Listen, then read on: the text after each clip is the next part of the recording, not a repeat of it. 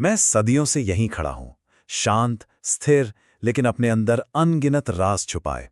हाँ, दुनिया मुझे देखती है, मेरी परिक्रमा करती है, पर मेरी आत्मा को, मेरी चोटी को, उसे आज तक किसी ने स्पर्श नहीं किया है।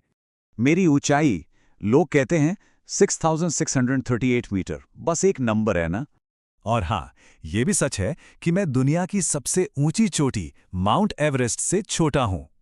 और जानते हैं, यही एक बात मेरे सबसे बड़े रहस्य को और भी गहरा बना देती है। तो सवाल यही उठता है ना, कि अगर मैं सबसे ऊंचा नहीं, तो फिर अजेय क्यों हूं? ये सवाल मेरी हवाओं में आज भी गूंजता है। क्या ये सिर्फ चट्टान और बर्फ की चुनौती है, या कुछ और?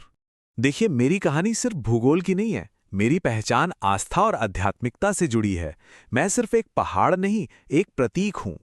करोड़ों लोगों के लिए मैं कोई साधारण पर्वत नहीं हूं, बल्कि स्वयं महादेव का घर हूं। एक पवित्र धाम, ऊर्जा का एक ऐसा केंद्र जिसकी कोई तुलना नहीं। मुझे एक्सिस मुंडी भी कहते हैं, मतलब वो धुरी जो धरती को स्वर्ग से जोड़ती है। मैं वो बिंदु हूं जहां ये भौतिक दुनिया और आध्यात्मिक दुनिया आकर एक हो जाती हैं। मेरी पवित्रता सिर्फ कहानियों में नहीं है, इसे यहाँ की हवा में महसूस किया जा सकता है।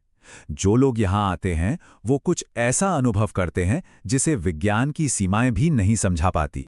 अक्सर यात्री बताते हैं कि यहाँ दिशाएं भ्रमित हो जाती हैं, कंपास काम करना बंद कर देते हैं। उन्हें महसूस होता है कि समय बहुत तेजी से भाग रहा है।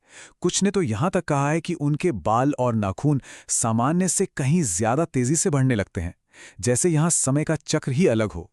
और फिर वो आवाज है, एक लगातार गहरी गूंज, जैसे सृष्टि का आदि स्वर ओम मेरे हृदय से निकल रहा हो।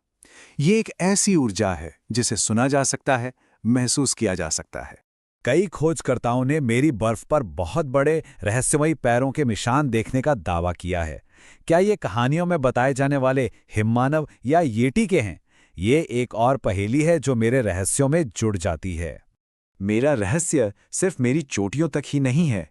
मेरे कदमों में प्रकृति का एक अद्भुत संतुलन बसता है। मेरे पास दो झीलें हैं, बिल्कुल अगल बगल। एक ओर है मानसरोवर, जिसका जल एकदम शांत और पवित्र है, उसे प्रकाश का प्रतीक मानते हैं। और दूसरी ही ओर है राक्षस ताल, जिसका जल रहस्यमयी और शक्तिशाली माना जाता है, जिसमें एक अलग ही ऊर्जा है। ये दोनों झीलें एक दूसरे के इतने करीब हैं, फिर भी उनका स्वभाव, उनकी दुनिया एक दूसरे से बिल्कुल अलग है। ये द्वैत, ये संतुलन मेरे अस्तित्व का ही एक और पहलू है। तो आखिर में सवाल यही है, मैं क्या हूं? सिर्फ भूगोल का एक हिस्सा, या आस्था का एक जीवंत केंद्र? हाँ, वैज्ञानिक कहते हैं कि मेरी ऊंचाई, मेरा खास वातावरण और यहाँ के चुंबकीय क्षेत्र शायद इन सभी अजीब घटनाओं के लिए जिम्मेदार हो सकते हैं। ये एक तार्किक व्याख्या है। और शायद यही वजह है कि मुझ पर चढ़ाई की इजाजत नहीं है।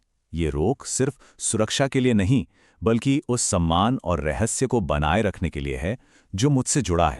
तो अंत में सवाल फिर वहीं आ जाता है, क्या मैं सिर्फ चट्टान और बर्फ का एक ढेर हूं, या मैं वो द्वार हूं जहां इंसानी समझ और पहुंच की सीमा खत्म हो जाती है?